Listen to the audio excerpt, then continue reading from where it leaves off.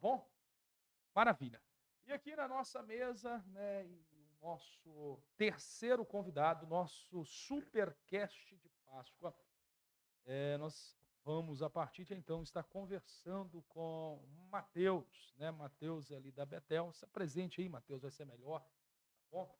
Muito obrigado por ter nos aceitado o convite, obrigado pela sua presença aqui no nosso Supercast de Páscoa para estar batendo um bate-papo aqui bem legal em relação a esse tema tão importante e relevante que é a nossa Páscoa.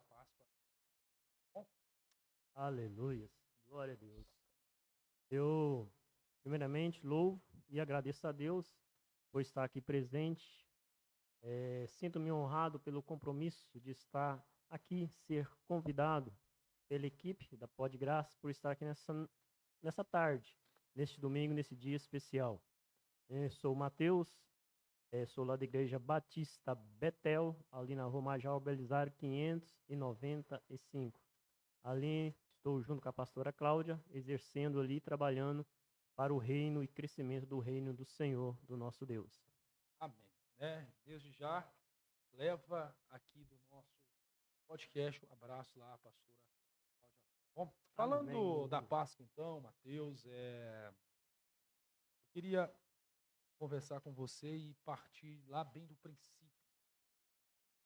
Você que é um estudioso das Escrituras, você que é um estudioso de teologia, na sua visão, o que é a Páscoa? Obrigado pelo estudioso. A gente tenta, né, cada dia mais conhecer a palavra do Senhor, conhecer a palavra de Deus. A Páscoa, resumindo para mim, eu vejo como cumprimento da promessa e esperança para as nossas vidas. Eu vejo como algo nessas duas palavras que eu posso estar resumindo. Cumprimento da promessa e esperança de um futuro melhor. Você resume a Páscoa, né? E, ao seu ver, conforme a sua leitura, a Páscoa originou aonde? Quando começou? Quando? Né? O porquê? O contexto histórico da Páscoa? Né? O que você tem para falar para nós aí nesse sentido? Pois então, a Páscoa, como nós sabemos, ela originou-se na terra do Egito. Originou-se na terra do Egito, mas é bom lembrar que Deus, lá em Gênesis, capítulo 15, Deus fala com Abrão, quando Deus fala com Abrão, assim, Abrão, sai da tua tenda e olhe para o céu. Aí ele saiu da sua tenda, olhou para os céus e viu aquela imensidão de estrelas. Falou assim, tá vendo? Assim vou fazer da tua descendência, vou te multiplicar grandemente. Mas um pouco depois Deus fala assim, olha, mas vai chegar um tempo e a sua descendência será escrava de um povo, será forasteira. Mas esse povo irá sair da escravidão e eles sairão ricos e afortunados. Então nós vimos que Deus lançou uma promessa que Deus iria fazer de Abrão uma grande nação, mas que também desde já ela anunciou que aquela nação viveria escrava lá no Egito. No Egito, porque até então não sabia, mas a partir de então passou a entender, de acordo com a história, que foi o Egito. Quanto tempo ali? Foi a escravidão mesmo do povo no Egito? A Bíblia cita 400 anos, quando Deus faz a promessa ali, 400 anos. Alguns costumam dizer 230 anos, mas em média ali 400 anos eles ficaram escravos ali na terra do Egito. Só para o povo entender, nesse contexto que você apresentou, né, a promessa de Deus a Abraão e seus descendentes, que ali no Egito seriam escravizados por um aproximadamente 400 anos, essa é a conta histórica que a gente tem, né, o que isso tem a ver com a Páscoa? Aonde que a Páscoa entra nisso aí? Pois bem, aí nós vemos, novamente, um pouquinho mais à frente, nós vemos lá em Êxodo, capítulo 3, onde Deus começa a falar assim, olha, eu tenho ouvido o clamor, eu tenho visto o sofrimento, eu tenho presenciado vocês. Então Deus começa a trazer a memória que eu sou o Deus de Abraão, o Deus de Isaac e o Deus de Jacó. Então Deus traz a memória ali a Moisés, a promessa que ele tinha feito. E Deus fala também, pessoal, olha, e eu vou tirar vocês com mão forte, porque Faraó não irá deixar vocês sair. Eu vou tirar com mão forte. E ali nós vimos que Deus então começou a trazer pragas sobre o Egito, as bem conhecidas 10 pragas sobre o Egito. E nós vimos que quando chegou ali na 9ª praga, que foi as trevas, né, que Deus determinou as trevas sobre o Egito, e naquele momento ele era uma afronta ao Deus do Egito, porque eles acreditavam que Faraó era a personificação do Deus Ra.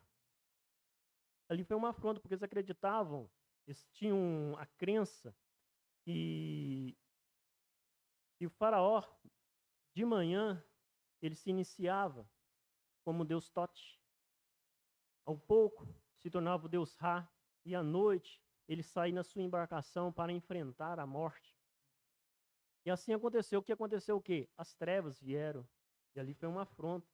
Porque os egípcios, eles acreditavam que quando amanhecesse o dia novamente, significava que Faraó venceu. Faraó venceu. Então o povo do Egito ficava alegre. E o que aconteceu? As trevas permaneceram.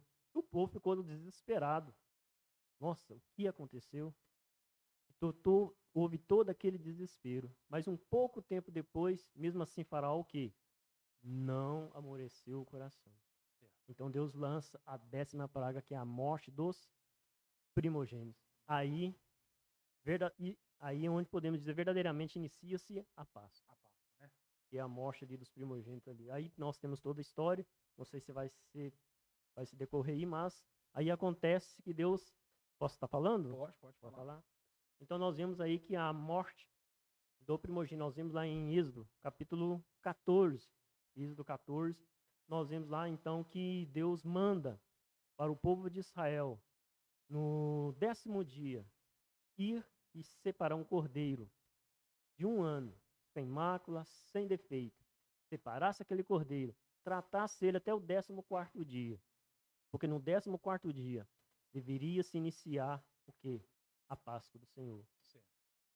Aí nós vemos que Deus falou assim, olha, então vocês vão pegar o cordeiro, vão matar ele, vão passar nos umbrais das portas, o sangue daquele cordeiro. E quando vocês passarem nos umbrais da porta, vocês vão entrar e não mais irão sair daquela casa. O cordeiro que foi morto ali deveria ser assado. Deveria ser assado e comido todo. Se o cordeiro for grande, para a família, chamasse outras pessoas para comer do cordeiro. E mesmo assim sobrasse a carne, deveria ser queimada aquele cordeiro. Eles deveriam comer aquele cordeiro e preparados para sair do Egito. Assim eles deveriam fazer. E Deus termina em Êxodo capítulo 14, versículo 11. Esta é a Páscoa do Senhor. Então, fica bem claro então que a Páscoa judaica então é uma festa. Sim, Onde eles estão celebrando ali a questão que é um juízo de Deus, né, a última praga, quanto à morte de todos os primogênitos egípcios, tanto, né, a questão dos filhos, como também as próprias criações. E Deus poupa, né, os filhos de Israel. Então é uma festa. E nesta festa, pelo que você falou aí, né, o cordeiro era sacrificado, passou o sangue desse cordeiro nos umbrais da porta de cada casa, onde o anjo iria e pulava, né, ali a porta que havia o sangue do cordeiro. Essa refeição era apenas o cordeiro, tinha mais alguma coisa, né? Porque já ficou bem claro que a Páscoa, né, a Páscoa judaica era uma celebração, né, pelo todo o mover de Deus em relação a isso, nesse contexto, que é a questão de Deus poupar, né, Israel, os filhos de Israel, e assim trazer juízo sobre o Egito, ligado à saída rápida de mão poderosa de Deus por meio de Moisés ali do Egito, né? Então é uma festa. Nessa festa comia o cordeiro, o que mais? Por exemplo, que nessa refeição, o que tinha, né, além disso? Isso. Então aqui, como você falou, aqui só dá uma lida aqui, em Êxodo capítulo 6, versículo 6 fala assim: portanto, diz aos filhos de Israel, eu sou o Senhor, e vos tirei debaixo das cargas dos egípcios, vos livrarei da servidão e vos resgatarei com braço estendido e com juízos grandes. Certo. Nós vemos 4 promessas aqui de Deus para com o povo hebreu naquele momento. Então tinha realmente a questão do cordeiro. O cordeiro era sacrificado ali. Além do cordeiro, tinha também a questão de pães asmos. Eram pães asmos, deveriam estar presentes ali naquela festa. O que seriam os pães asmos? Pães asmos seriam pães sem fermento. Não poderia ter fermento naquela festa. Então, para o povo judeu, são 3 coisas que a pessoa tem que entender quando fala sobre Páscoa. Né? Pessar, que eles costumam usar o termo, que é cordeiro, saltar e asmo. São 3 coisas para um judeu, essas 3 coisas que ele tem que entender, que é cordeiro, saltar e pães asmo. Então existia naquela Páscoa inicial, ou primeira Páscoa, era o cordeiro que deveria ser sacrificado, não poderia ter nenhum fermento na casa, não poderia ter nenhum fermento, e deveria ter os pães asmos, que são pães sem fermentos, que deveriam acontecer. A família reunida lá dentro da casa e deveriam estar preparados para uma grande viagem. Eles deveriam estar preparados para uma grande viagem. E o povo judeu, ele guardou, né? Eu sei que ele guardou durante anos e guarda até hoje o aspecto da Páscoa. Eles celebram até nos dias de hoje, por exemplo. Sim, os judeus, sim, eles guardam a Páscoa, porque é uma festa mais antiga do povo judeu, e a mais celebrada, é a mais antiga do povo judeu. Claro que eles não guardam como foi feito. Certo. Não como foi feito. Teve algumas alterações, teve algumas adaptações, né? Sim. Certo. Por exemplo, nós vemos que essa foi a primeira Páscoa, foi uma Páscoa peculiar. Chamada Deus até classifica como essa é a minha Páscoa. Essa é a minha Páscoa. E nós vimos depois que o povo de Israel, lá em Números, quando entrou lá na terra, lá nós vimos que eles celebram a Páscoa. Passa um pouco tempo depois, ela se tornou uma festa anual, né? Ela se tornou uma de festa... ano em ano, a festa mais importante no calendário judaico. Então, uma vez por ano, por exemplo, eles celebravam a festa da Páscoa, não é isso? Isso. É uma coisa que lá em próprio Êxodo 14 fala que seria uma festa que deveria ser lembrada perpetuamente. Perpetuamente. Por exemplo, hoje ainda continua para o povo judeu. Os judeus comemoram, por exemplo, a festa da Páscoa de ano em ano também? É de forma anual? Anual. Eles comemoram de forma anual. Uma coisa interessante que você falou aí, é essa questão aí ser lembrado, né? Certo. É algo que sem memória não há história. Sim. Sem memória não há história. E a festa judaica da Páscoa, ela é algo, sim, muito importante para eles, assim como é para nós também. Sim. Só que em um outro sentido. Mas para os judeus, aquilo ali era um momento muito especial, porque aquele momento em que eles se reuniam a família, era uma semana. Eles se reuniam aquela família ali, e aquela era uma festa que a família se reunia e era contada toda a história. E nós vimos, como você fala aí, perguntou, como que é feito essa celebração dessa Páscoa, se é feito. Essa festa, sim, ela é realizada até hoje. Como que eles fazem isso? Nós vemos interessante que eles se reúnem em volta da mesa. E lá tem vários itens, em torno de mais ou menos 10 itens. Cada item que tem lá representa algo. Então, existe as crianças que estão lá, que a própria Bíblia fala que aquela Páscoa deveriam ser lembradas, que a criança, quando perguntar, pai, por que isso? Por que dessa Páscoa? Aí o povo deveria perguntar, porque isso que foi um livramento que Deus fez. Então, o povo judeu, né, se eu puder aqui, fica à vontade. Aqui, por exemplo, existe na mesa lá do povo judeu hoje, quando eles celebram, porque o que acontece? Na época de Moisés, eles celebraram ali na saída do Egito, certo? Passaram-se sair do Egito, o que acontece? Caminhar pelo deserto. Eles fizeram uma Páscoa, no entanto, aconteceu que eles fizeram no segundo mês, que até então era só no primeiro mês, né? Então passaram a fazer no segundo mês. Passaram pouco tempo depois, quando eles entraram na terra de Canaã, eles celebraram a festa novamente da Páscoa.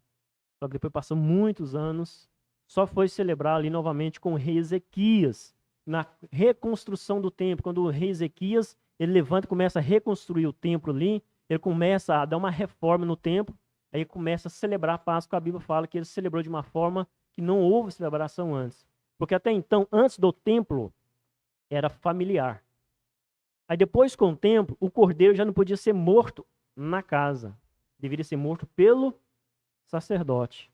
Era no templo, era pelo sacerdote. Então as pessoas se movimentavam para ser celebrada no templo. Se movimentavam para ser celebrada no templo ali.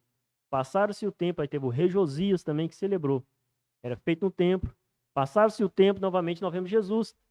Com os 12 anos foram na Páscoa, nós vemos que eles celebravam a Páscoa ali. E assim aconteceu, mas passaram-se o tempo, o que aconteceu? O templo foi destruído. O templo foi destruído. Então hoje o cordeiro não mais é sacrificado.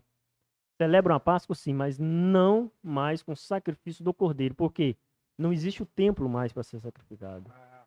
Não existe mais o templo. Ela é feita como? Hoje, só porque a gente não consegue guardar, mas anotei aqui, que tem aqui. Você vai falar então das alterações, adaptações que teve, ou seja, o que era lá na antiga aliança, lá nos Isso. dias de Moisés e do povo Israel lá no Antigo Testamento, né? O que mudou, por exemplo, da celebração da Páscoa naqueles dias, como hoje é celebrado, né? Isso. Por exemplo, hoje tem um. Hoje nós temos aqui a Bíblia, né? Lá eles têm o chamado Capaz, que é um livro que orienta e direciona todo judeu como celebrar a Páscoa. Tem um livro lá que eles leem para como celebrar a Páscoa. Aí então nós vemos lá, por exemplo, existe alguns itens. Tem a vela, tem os castiçais na mesa. Aqueles castiçais na mesa, o que acontecia essa vela? Essa vela, ela representava ali representa a presença do Espírito Santo, o mover do Espírito Santo. Então as mulheres eram responsáveis por acender aquela vela 40 minutos antes do sábado, 40 minutos antes do sábado, a festa da Páscoa, iniciar o sábado, porque os judeus iniciam o sábado a partir de 6 horas da sexta-feira. Então 40 minutos antes, elas vêm e acendem a vela ali. E na mesa lá existem outras coisas, chamado, por exemplo, o kearat, que é uma bandeja, onde que é interessante que nessa bandeja tem algumas coisas, que é tem um osso nessa bandeja. Os judeus hoje têm um osso lá. Esse osso é o quê? Ele representa o cordeiro. Como eles não podem mais sacrificar o cordeiro, não que eles não podem, porque eles não têm como, não existe o templo, então eles não sacrificam, então existe esse osso. Esse osso lá representa o cordeiro. Ele fica lá nessa bandeja lá. E junto com esse osso lá, tem lá a massa. Tem uma massa que tem lá, essa massa ali, que é feita de alimentos sem fermento, que representa ali a época que eles estavam fazendo massas no Egito, fazendo ali argamassas no Egito.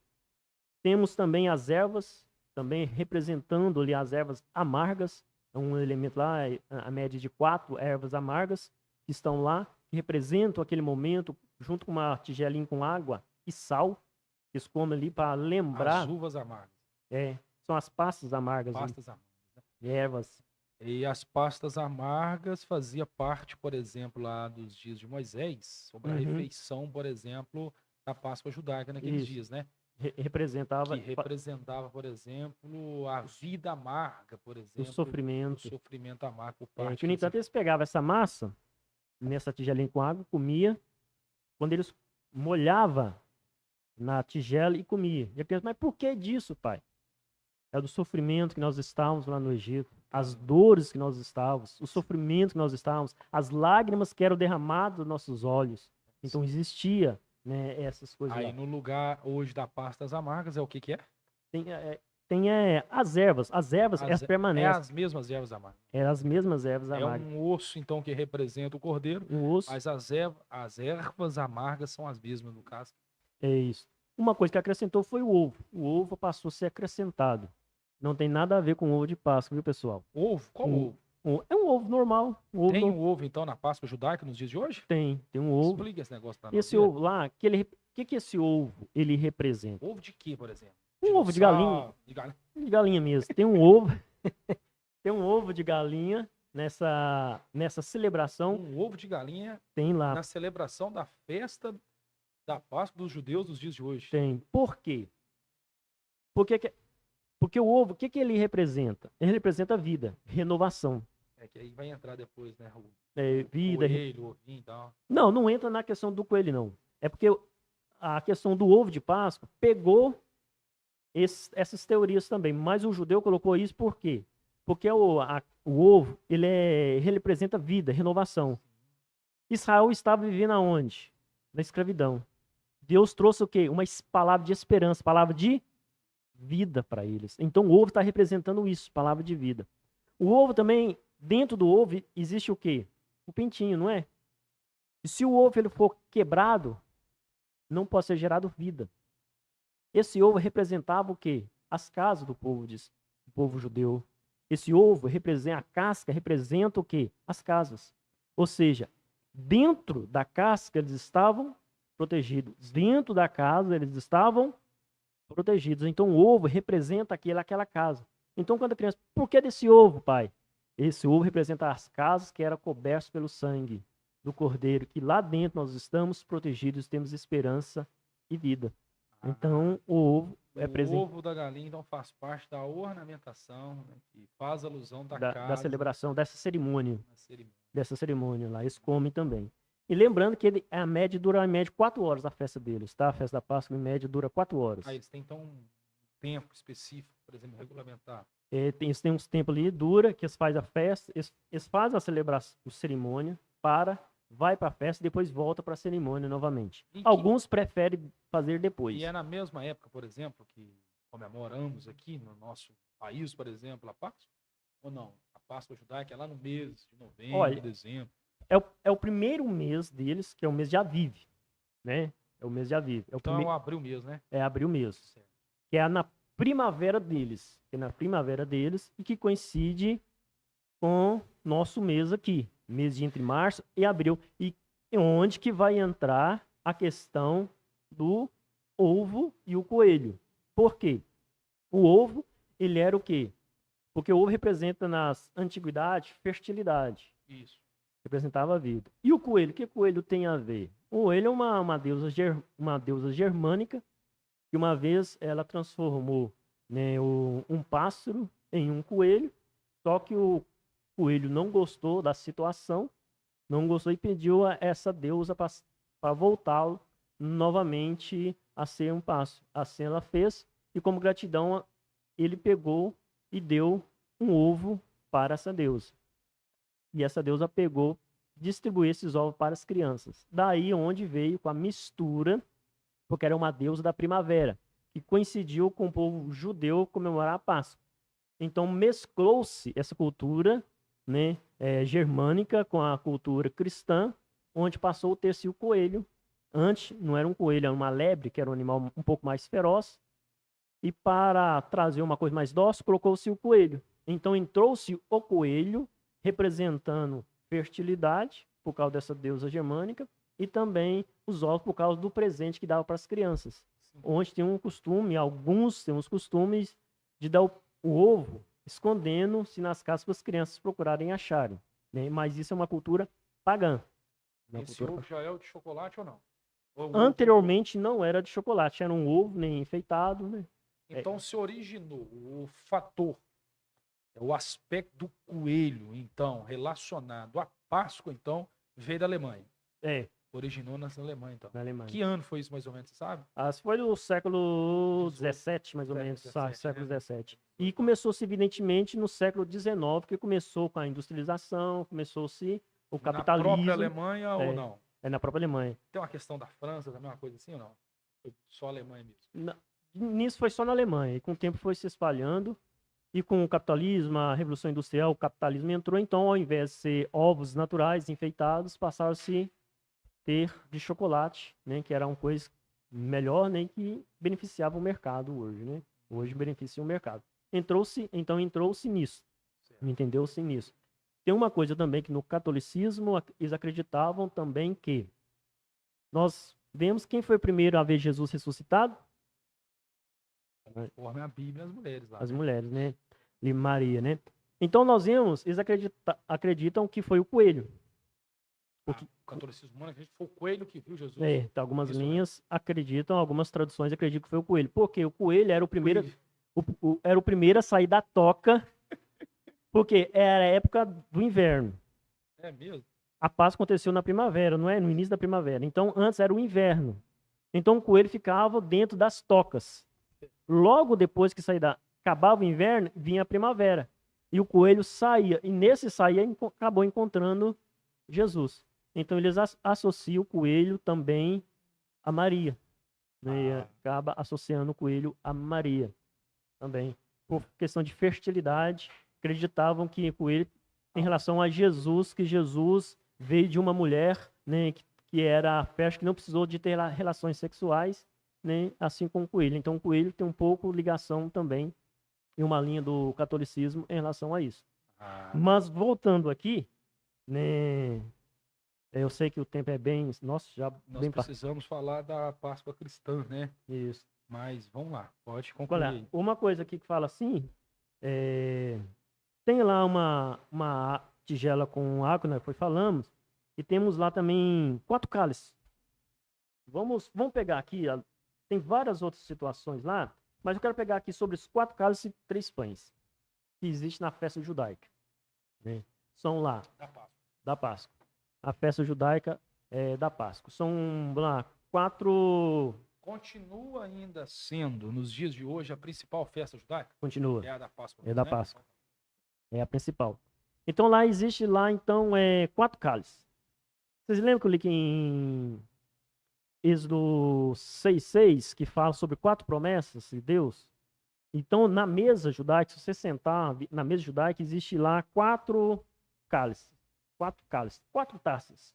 Tem um vinho, e tem 4 taças que vão ser preenchidas com vinho. Então, à medida que eles vão fazer na cerimônia, a primeira taça ali que eles fazem, que é a taça da chamada libertação. Eles pegam aquela taça ali, depois que eles começam, eles vão tomar aquela taça que significa libertação, aquele vinho. Aí depois eles vão tomando o segundo lá, que significa a salvação, significa a salvação, que Deus salvou, que Deus libertou e que Deus salvou. Tem um outro lá, outra taça, a terceira taça, chamada taça que é de redimissão, que Deus redimiu o povo hebreu, né? Que Deus redimiu o povo hebreu. Isso é independente se é Páscoa ou não. A mesa de um judeu tem isso. Não, isso é para Páscoa. É só Páscoa. Isso é só exclusivo para Páscoa. Porque, como eu falei, você lembra que eu falei, nada na mesa dos judeus é por acaso. Nada. Tudo a tem forma, sentido, tudo tem um sentido. Eles têm muito isso, né? Tem. Por exemplo, se o caderno tá assim, tem um porquê esse caderno tá assim. Por que não tá assim? Tá assim. Questão de molhar a ponta dos dedos, né, para se alimentar, tem a ver com a purificação, que a água purifica. Tem. É cheio de... Tem, por exemplo, lá um momento lá que tem tem um líquido lá, amargo lá, que eles têm. Não, na verdade não é um líquido, né? Tem uma taça lá e vão colocar um vinho. Aí tem um momento que eles vão celebrar, enquanto estão falando algumas coisas, vão falando nas pragas. Eles vão pegar lá e vão molhar o dedo nessa taça com o vinho, vai molhando com o vinho, molha o dedo e coloca em cima de um pano ou de um prato. A cada praga, eles fazem isso. Para quê? Para representar, porque o vinho representa alegria. Significa o quê? Também, olha, assim como Deus trouxe, o vinho traz alegria, mas também trouxe juízo para o povo do Egito. Então, assim, aí tem isso. Mas voltando, então tem a primeira taça, tem a segunda taça, tem a terceira taça e tem a quarta taça. E que tem uma outra quinta taça, que é referente a um profeta chamado profeta Elias. Você lembra que lá em Malaquias, que fala assim que Deus iria trazer Elias? Sim. Há essa promessa que Deus iria trazer Elias. Então existe uma taça, aonde que tem uma outra taça maior que de vinho, que vai ser despejado nessa taça. Preste atenção, isso é muito interessante. Que vai ser despejado nessa taça aqui, que tem algo interessante. Isso, tem as 4 taças. Primeira, segunda, terceira e quarta. E tem 3 pães. Existem 3 pães lá que eles têm sobre a mesa, numa bandeja. Esses 3 pães são cobertos. Tem uma cobertura nesses 3 pães. quando eles pegam aqueles pães asmos, eles partem ele, representa... Por que eles partem? A repartição do Mar Vermelho. O Mar Vermelho é repartido. Aí o que eles fazem? Você pega aquele pão que é repartido, aquele pedaço menor que é repartido, pega um pano, embrulha aquele pedaço menor e esconde numa casa. Vai lá e esconde numa casa. Numa casa, na casa deles, na melhor dizendo. Né? Vai lá e esconde na casa. Porque no decorrer da festa, no final da festa, tem uma criança que sai e vai procurar aquele pedaço de pão. Vai procurar aquele pedaço de pão. Aonde que está esse pedaço de pão? Aquele que ganhar vai ser celebrado, vai ser elogiado, tal, né? E nesse momento eles também pegam, em relação a essa taça de vinho, uma criança vai na porta e olha. Aí pergunta: o Elias vem? Não, não chegou. Então volta, senta que vamos continuar a cerimônia. Por que eu estou falando? Isso é algo importante. Isso é uma festa judaica hoje, tá? Não vou falar, não dá para falar toda a cerimônia porque leva mais tempo, né? O nosso tempo é escasso. Então existe toda a cerimônia, mas eu foquei nessas. Sim. Eu foquei nesse pão e foquei no vinho. Por quê? Nós vemos que Jesus ele celebrou a ceia. Nós vemos que é a última ceia que Jesus celebrou, não é verdade? Nós vemos que Jesus celebrou a última ceia. O que ele fez na última ceia? Porque Jesus, ele celebrou a ceia como judeu? Celebrou. A Bíblia não cita como ele celebrou, mas como ele era judeu, ele celebrou a festa como um judeu. Teve o sacrifício do cordeiro, teve todo aquele ritual, foi feito tudo aquilo. Ele fez, né, a celebração normal, onde ele pede uma casa para ser feito, né, faz toda aquela celebração normal. É feito aquilo normal. Mas no momento da festa, Jesus pega. Você lembra o quarto cálice? Um dos cálices lá, que é do Elias. E Jesus fala assim: olha, este sangue é o sangue da nova aliança. Em Jeremias 31 fala assim: eis chegará dias que eu farei a nova aliança com o meu povo. Então Jesus, naquele momento, ele pega e fala assim: este é o meu. Em outras palavras, Jesus estava dizendo assim: a promessa é cumprida. Eu sou o cumprimento da promessa da Páscoa. Lá atrás, que apontava para mim. Então Jesus naquele momento fala assim: eu sou. Esse sangue que é derramado é meu. E aquele pão, você lembra aquele pão que é guardado? Que é escondido? Jesus então pega aquele pão e fala assim: este é o meu corpo que é rasgado por vós. Então naquele momento Jesus, os judeus, os discípulos talvez não entenderam naquele momento. Mas aquilo era uma revelação extraordinária, que Jesus estava falando: olha, o que vocês celebram há anos, hoje se cumpre. Então aquele que é para ser celebrado, hoje o sangue está aqui. E eu que derramo o sangue por vocês. O meu corpo é rasgado e moído por você. Naquele momento Jesus faz isso. Maravilha. E você lembra do osso? Porque o osso que representava o cordeiro. Representava o cordeiro. Vocês lembram que o cordeiro, ele não poderia ser, nenhum osso poderia ser quebrado? Deveria ser perfeito. Então, os judeus naquela época, eles não podiam, os ossos, eles deveriam ser o quê? O cordeiro deveria ser assado, não poderia ser cozido. Sim.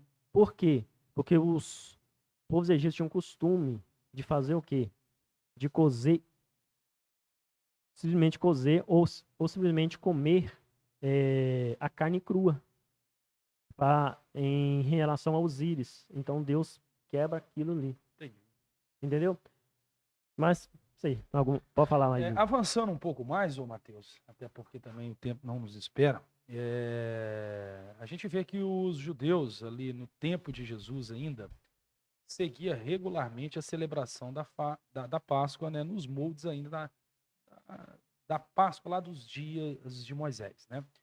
Eu acredito que no tempo da igreja primitiva, né, os judeus ainda continuou seguindo regularmente, né, a celebração da Páscoa né, como se deu lá na sua origem e tal, bem conforme mesmo, né, a origem da Páscoa lá dos dias de Moisés. E a igreja primitiva, né, que era composta a princípio, né, por judeus, mas judeus convertidos a Cristo, Sim. né? Como que ficou aí essa celebração da Páscoa, por exemplo, como que era a leitura da Páscoa, né? Depois da conversão, né? Mesmo sendo eles judeus, Uhum. continuou do mesmo molde, por exemplo, judaico ou não? Então, aí temos duas. Porque lá em Atos dos Apóstolos vai falar que seguia no partir do pão, e tal. Uhum. Então, Sim. E nós vimos o quê? Vamos assim dizer, duas principais linhas, né? O que acontece? Para o povo judeu messiânico, para o povo judeu messiânico, o que que eles fazem? Eles fazem toda essa celebração, que eu te falei que eles fazem toda essa celebração, mas quando chega ali no quarto cálice e no pão, a Laís já fala, esse cálice é o, sim, é o Messias, é o sim, sangue do Messias. Esse pão aqui é o corpo do certo. Messias. Então, o judeu messiânico, ele celebra normal aquela cerimônia ali, Sim. aquela cerimônia, mas quando chega naquele momento, eles já começam a explicar a situação. E era dar-se a entender que a ceia ali dos discípulos de Jesus, né, ali dentro do período da igreja primitiva ali, era semanal, né? Dar-se a entender, né? Dá-se a entender que é semanal. Então, Aí, nós vemos por quê? Aí tem a primeira língua, eu falei, esse judeu messiânico. Mas tem aquele, o cristão que não é judeu, ou o judeu que não é messiânico. Mas sim é um judeu cristão. Tipo, ele é judeu de nacionalidade, mas ele é um cristão. Como é feito? A partir do momento em que nós temos a revelação do apóstolo Paulo, 1 Coríntios 11. sim, A celebração. Naquela época existia a chamada festa ágape, né? Onde celebrar, onde todo mundo estava reunidos, né? festa do amor. A festa do amor, celebravam ali, mas devido a algumas confusões, que os problemas todos, porque de início eles celebravam o quê? Não como os judeus celebravam, mas passou a ter somente o vinho e o pão representando Cristo, porque Certo. viu que cumpriu em Cristo, ou seja, Cristo é a Páscoa. Então eles passaram a celebrar somente com o pão e o vinho e uma festa. Sim. Uma festa. Essa então é a relação, por exemplo, da celebração da Páscoa em relação, por exemplo, né, à Páscoa judaica, Isso. correto? Então, assim, passou a fazer dessa forma. Então, os judeus convertidos ali do primeiro século, né, eles faziam toda aquela mesma cerimônia, né? Então teve algumas alterações, outra adaptação, mas quando chegava no pão e chegava no vinho, assim como nós ceiamos, símbolo do sangue e símbolo do corpo de Cristo, era isso. Aí fazia, hoje, até hoje, Essa era, por exemplo, a Páscoa que Pedro, João e Tiago, né, comemorava ali nos primeiros séculos da igreja. eles No comemoravam, primeiro século, no aliás, primeiro século, eles comemoravam, mas não com aquele ritual todo. Somente com o pão e o vinho. só o pão. Não, já então igual nós. Igual nós, só o pão e o vinho. A diferença é que eles tinham uma festa. Sim. Eles tinham uma festa, que eles celebravam uma festa. Você lembra que o povo judeu tinha uma festa. Só que agora eles não faziam com aquela toda cerimônia, somente a festa ali que eles faziam com o pão e o vinho. E aquela festa acabou tornando-se problema, acabou ficando somente agora só o pão e o vinho. Certo. E o judeu messiânico Que na verdade é uma festa, né? é uma festa. Porque o cu de ceia para nós, né, pelo menos essa é a minha leitura, já foi falado aqui já no podcast com o Alisson, com o César, que para mim é a reunião mais relevante, mais importante, né? Se trata do nosso principal culto, da nossa principal celebração, que é a Santa Ceia do Senhor. Bom, pelo menos essa é a leitura que nós fazemos. Isso, porque eu como batista, né? Nós temos que a ceia é uma das duas ordens deixadas por Jesus para a igreja, que é o batismo e a ceia. Então, para nós é muito importante isso, realmente, como você falou. E hoje, como é celebrada a ceia? A ceia é celebrada hoje com o pão e o vinho. Judeu messiânico, com todo aquele ritual, mas no final há essa alteração aí, há essa alteração. Então, como foi falado, realmente é algo de suma importância para a nossa vida, a questão, para nós cristãos, a celebração da ceia. Certo. Então vamos lá. Nós temos 9 minutos. E para nós cristãos, nos dias de hoje, cristãos protestantes, né? O que é o significado da Páscoa para nós? O que de fato é o significado da Páscoa para nós cristãos protestantes e evangélicos convertidos ao Senhor Jesus Cristo? Como falei aqui no início, a Páscoa é um cumprimento, eu falei, que resume promessa cumprida e esperança. Então, o que eu vejo? A questão da promessa. Nós vemos o que é a Páscoa cristã hoje para nós. A Páscoa cristã hoje para nós é celebrarmos a vinda do Messias, Jesus, que ele morreu e ressuscitou em nosso lugar.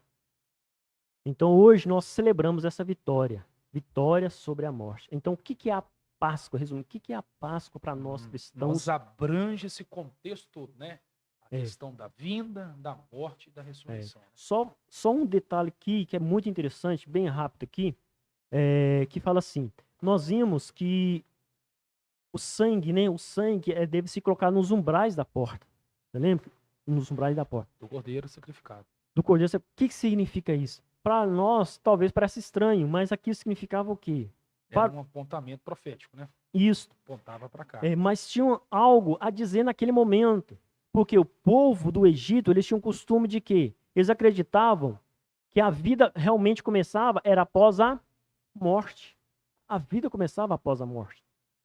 Então, normalmente, nas tumbas deles, as portas sempre eram orientadas para o oeste. Por quê? Porque era o mundo dos mortos. Então, nas tumbas existiam uma porta dentro da outra. Existia uma porta dentro da outra. E entre essas portas existiam escritas. E essas escritas é para espantar o mal. E nas portas deles mesmos, fisicamente, no mundo real, existiam umas escritas. E essas escritas é para espantar o quê? É para espantar a maldição. É para espantar coisas ruins, para não pudesse entrar dentro da casa. Então, quando Deus manda passar o sangue do cordeiro nos umbrais da porta, significava o quê? Olha, para vocês é o quê? É um sinal não para o anjo, mas sim um sinal para o povo do Egito, que vocês abandonaram a fé e a crença deles e passaram a acreditar na minha promessa. Em outras palavras, significa que renunciar, ou seja, que o povo deveria renunciar ao Egito e se apegar às promessas de Deus. Nós vimos isso. Então, o que acontece? O sangue apontava para Cristo. Não era apenas, por exemplo, uma marca, né, onde, né, o anjo ia pular, né, literalmente ali, aquela casa, porque ali indicava que aquela casa era de um judeu, de uma família judia, né, uma família israelita, hebreia, assim como preferir. Então tem esse significado, então tem um fator, é um ensino cultural ali, né? Um aspecto cultural. Então tinha um aspecto cultural religioso ali. Para os egípcios, então tinha essa ideia. Essa ideia. Então, sim, era algo assim que era um sinal não para o anjo, porque Deus sabe. Deus sabe. Então no anjo precisava de sinal, mas aquele é sinal para quem? Para o povo do Egito. Era um sinal para o povo do Egito que naquela casa ali, eles acreditavam na promessa de um outro Deus. O anjo saberia, por exemplo, se não tivesse o sangue, a família era... Então, bom questionamento. Saberia. Mas sabe por que foi passado o sangue? Porque era uma condição de aceitar a promessa. Aquele que aceitasse a promessa iria passar o sangue. O que nós trazemos para hoje? É um fator de obediência ali. Né? É um fator de obediência. Assim como Cristo foi enviado para todos. A promessa do livramento é para todos. Aqueles que quisessem ser livrados tinham que passar o sangue. A promessa de Cristo é para todos. Mas para todos que é aqueles que aceitarem a Ele. Então o sangue tem que ser na nossa vida. É para aqueles que aceitarem. Sim. Então sim, isso é um fator muito importante. O povo de Israel, ou seja, Deus está dando livramento. Deus está dando... Vai ter libertação. Mas será que vocês estão dispostos a crer? Se realmente eles estivessem dispostos a crer, ou seja, manifestar a fé deles, e como eles manifestou a fé deles? Pegando o sangue do cordeiro sacrificado e passando nos umbrais. Né? Essa é a oportunidade da salvação. Né? A salvação ela é dada para todos. Ela é oferecida para todos, mas a pessoa tem que ter fé. Isso leva ao que? A Bíblia fala em Mateus 5, fala que nós somos sal e luz dessa terra.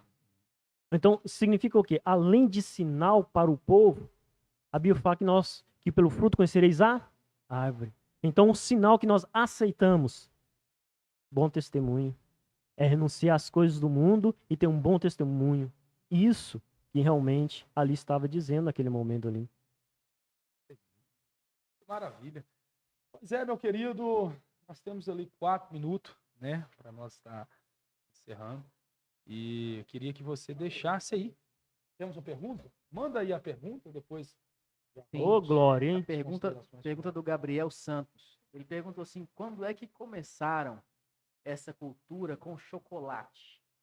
Chocolate, o coelhinho o senhor falou. Mas o chocolate foi quando que introduziram o chocolate aí na Páscoa? Você sabe informar? Olha, historicamente fala a partir do século XIX, com a industrialização, que começou a introduzir o chocolate no meio, né, da Páscoa. Né? Substituíram o ovo enfeitado e colocaram assim, o chocolate. E entrou a questão do comércio, aí o comércio aproveitou da situação e aconteceu isso, século XIX. Século XIX. Na Alemanha. Na Alemanha. Começou. Respondida a pergunta, Gabriel Santos. Temos Espero mais que sim. pergunta? É isso. Beleza. Mateus, a nossa palavra é de gratidão, né? Muito obrigado por ter recebido o convite, por ter vindo até aqui e participado aqui com a gente, né, nesse dia tão especial. Sim. Essa que é a verdade, que tem um grande significado para nós, né? Embora hoje a gente vê que comemora tudo menos o real significado da Páscoa. Mas como Verdade. você já deixou bem claro aqui, né, que é a vinda de Cristo, a morte e a ressurreição do nosso Senhor Jesus Cristo. Para essa Câmara aqui, aqueles que estão nos assistindo, deixa uma mensagem de Páscoa aí aos nossos queridos telespectadores. Pois bem, neste momento eu quero primeiramente louvar a Deus pela essa presença, por esse convite. Quero mandar um abraço aí para minha esposa, Cristiane, para minha filha Gabriela, que Deus abençoe a vida de vocês. E a mensagem que eu quero dizer para você é o seguinte, como foi falado, sem memória não há história. A Páscoa é algo que nós devemos fazer. A igreja do Senhor, você que é a igreja do Senhor, faça sempre, todo ano. Não seja um momento de férias, um momento de descanso, um momento de lazer, um momento de dar ou receber presente.